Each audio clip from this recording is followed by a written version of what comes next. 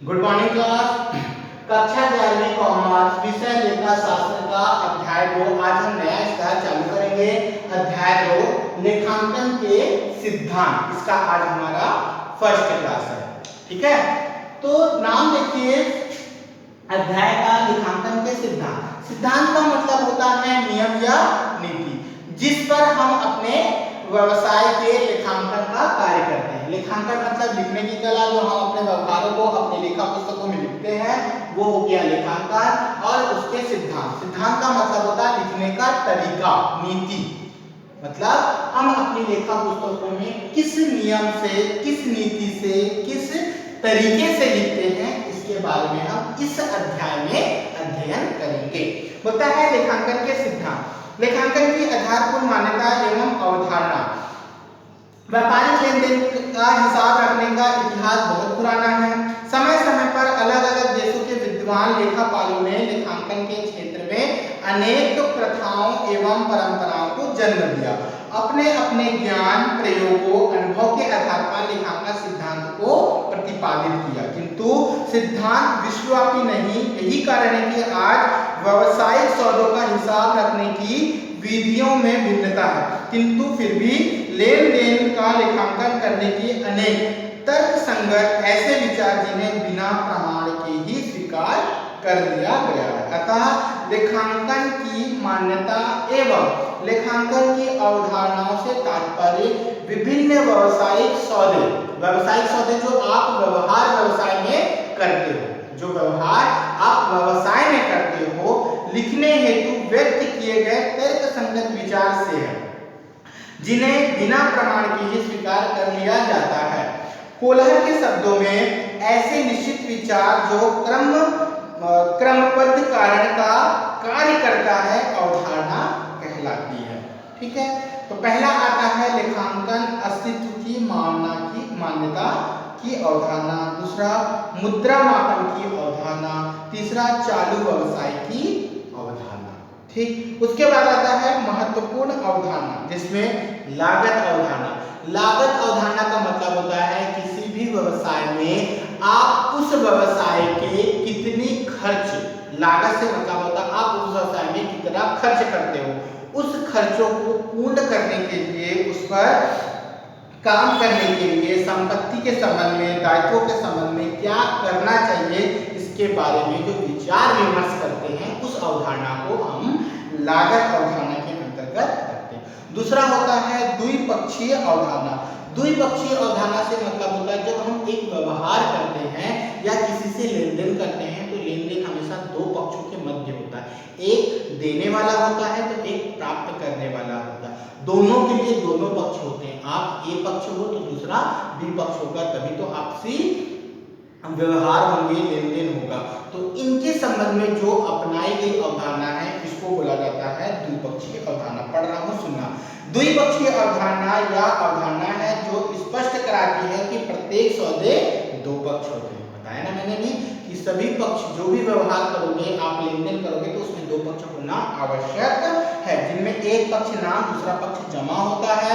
नाम को हम लोग यहाँ पर डेबिट कहते हैं और जमा को हम लोग क्रेडिट कहते हैं। इस प्रकार प्रत्येक सौदे का लिखित इसी अवधारणा पर किया जाता है। तीसरा बोलता है वसूली की अवधारणा। वसूली संबंधी अवधारणा के अनुसार जिस तिथि में माल एवं वस्तु विक्रय सुपुर्द की जाती है, उसी तिथि को सौदे की तिथि मानी जाती है। जैसे आप कोई वस्तु को बेचते हो, 5 तारीख को बेचे हो, तो वो 5 तारीख की ही वस्तु मानी जाएगी कि हाँ आपने 5 तारीख को इन वस्तु का विक्रय किया। अर्थात आदेश की तिथि अथवा माल के निर्माण की तिथि, विक्रय तिथि नहीं मानी जाएगी। अतः मान्यता के अनुसार लेन देन की लेखांकन वसूली आधार पर किया जाता है। लेन देनों से होने वाले उपार्जन आधार पर इसका लेखांकन किया जाता है। उसके बाद आता है पूंजी की अवधारणा। लेखांकन के आधार पर, लेखांकन के आधार पर होते हैं, लेखांकन के आधार किसी व्यवसाय संस्था का प्रमुख उद्देश्य लेखा अवधि के अंत में लाभ हानि ज्ञात करना। लाभ हानि ज्ञात करने के दो आधार होते हैं, पहला नकदी या रोकड़ आधार, दूसरा उपार्जन आधार। तो पहला होता है लेखांकन का नकदी आधार। इसके अंतर्गत आय अथवा लाभों के लेखांकन पुस्तकों में तब तक नहीं किया जाता जब तक कि वह रोकड़ में प्राप्त ना हो जाए। इसी प्रकार व्ययों के लेखांकन तभी किए जाएंगे जब उसका भुगतान नकदी कर दिया जाए। इस आधार पर लाभ एवं आय व्ययों में अंतर होता है। पद्धति के गुण बताया है। पहला, यह सरल, जो रोकड़ तरीका होता है, रोकड़ का आधार होता है, वह सरल एवं स्पष्ट होता है। दूसरा, रूढ़िवादी प्रवृत्ति के स्पष्ट के आधार पर किया जाता है। और तीसरा बोलता है नगद लेन देन करने वाली संस्थाओं के लिए ये उपयुक्त है। अर्थात यह अवधारणा वहां पर अच्छी है जहां पर हम केवल नगद और नगद व्यवहार करते हैं। जैसे बोला जा सकता है सुपरमार्केट हो गया, विभागीय भंडार हो गया, बहुसंख्य दुकान हो गया, यहाँ पर हम केवल और केवल नगद व्यवहार करते हैं, तो वहां पर ये तरीका बहुत अच्छा है। दूसरा बोलता है उपार्जन आधार। उपार्जन आधार या लेखांकन आधार, इस आधार पर लेखांकन के आधार उपार्जन होते हैं, चाहे रोकड़ प्राप्त हो या ना हो, आय का उपार्जन ही प्राप्त है। अगर यहाँ पर रोकड़ और नगद दोनों की मान्यता को माना जाता है। जैसे इसका एक स्पष्ट उदाहरण बोल सकता हूँ, आपके घर के आसपास का दुकान, जहाँ पर हम लोग नगद भी खरीदते हैं और उधार भी खरीदते हैं। अतः यह स्पष्ट कर देना अनुचित ना होगा। अदत्त, पूर्वदत्त, उपार्जित, अनुपार्जित आय का लेखा भी पुस्तकों में किया जाता है। 1956 में तहत कंपनी के अधिनियम इस आधार को मान्यता प्राप्त की लेखांकन के अनिवार्य कर दिया है। लाभ बताएं, सही वित्तीय स्थिति की स्पष्टीकरण। दूसरा, एक रूपता का मिलन, सिद्धांत का पालन, पूंजी एवं आगमन व्यय की उचित अंतर, कंपनी अधिनियम के तहत मान्यता प्राप्त। हानि बताया है, कठिन आधार, अनुमानों का आधारित और व्यक्तिगत निर्णय में हानि। उसके बाद आता है लेखांकन सिद्धांत का आशय। लेखांकन सिद्धांत क्या होता है, तो मैंने बताया लेखांकन लिखने के अपने व्यवहारों को जब लेखा पुस्तकों में लिखते हो तो उसके क्या नियम होते हैं, किस नियम से आप लेखा पुस्तकों में लिखते हो, इसी को यहाँ पर हम लेखांकन के सिद्धांत के रूप में पढ़ रहे हैं। लेखांकन के सामान्य नियम लेखांकन के सिद्धांत कहलाते हैं। वास्तव में नियम दिशा निर्देशक क्या कार्य करते हैं, जिन शब्दों का लेखा करना वित्तीय विवरण तैयार करने समय ध्यान में रखा जाता है। रॉबर्ट ए एंथोनी के शब्दों में लेखांकन विधि के नियम व प्रथा को समानता सिद्धांत कहा जाता है। लेखा करने की प्रथाएं, अवधारणाएं लेखांकन सिद्धांतों पर आधारशील है। ये किसी अधिनियम द्वारा बनाए गए हैं या नहीं, इसकी प्राप्ति कानूनी किताबों में होती, वरन ये सब तैयार किए गए वित्तीय विवरण से मिलता है। आगे बोलता है वाणिज्य के विकास के साथ लेखांकन सिद्धांत विकसित होता है। ठीक, क्योंकि हम जो लेखांकन में अपनी पुस्तकों में दर्ज करते हैं वो किसी ना किसी सिद्धांत के आधार पर ही दर्ज करते हैं। तो पहला सिद्धांत बताया है द्विपक्षीय।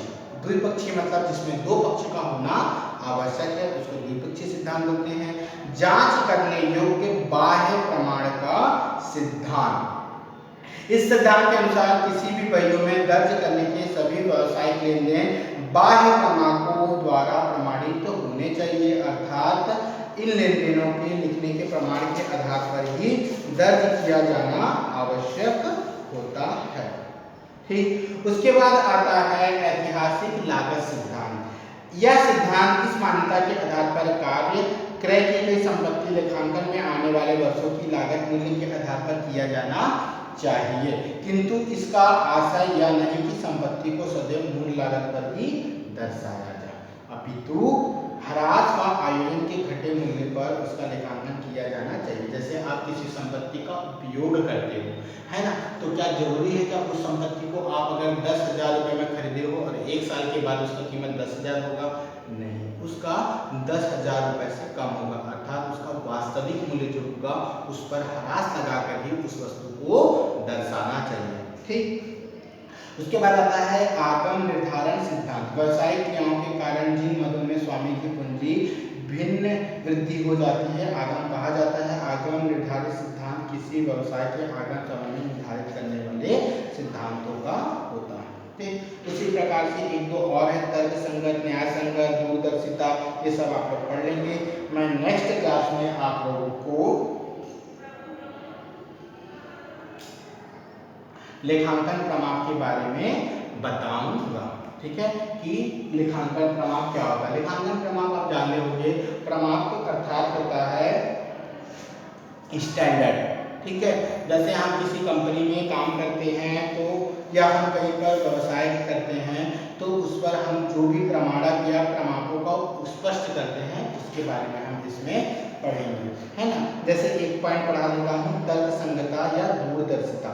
ठीक, दूरदर्शिता का मतलब होता है हम अपने व्यवसाय को भविष्य में किस प्रकार का लाभ पहुंचाना चाहते हैं, हम अपने व्यवसाय को भविष्य में किस ओर लेकर जाना चाहते हैं, लाभ की ओर, प्रगति की ओर ले जाना चाहते हैं या विनाश की ओर, हानि की ओर लेके जाना चाहते हैं। तो इसको दूरदर्शिता मतलब भविष्य की नीतियों को अपनाना कि हम भविष्य में किस प्रकार काम करेंगे, आज को देखते हुए कि हम भविष्य में किस प्रकार का कार्य करेंगे जिससे हमको ज्यादा से ज्यादा लाभ प्राप्त हो, हमारा व्यवसाय चले, जिसको बोला जाता है तर्क संगत दूरदर्शिता, जो आज से हम अपने व्यवसाय के भविष्य की कल्पना करते हैं। इसके बारे में हम दूरदर्शिता बता रहा है। तर्क संगतता बोलता है संगतता क्रमांकों और व्यवसाय मानकों में अपने निष्कर्ष या परिणाम निकालते समय यह आवश्यक होता है कि लेखांकन के विभिन्न नियमों एवं समान रूप से प्रयोग किए जाए।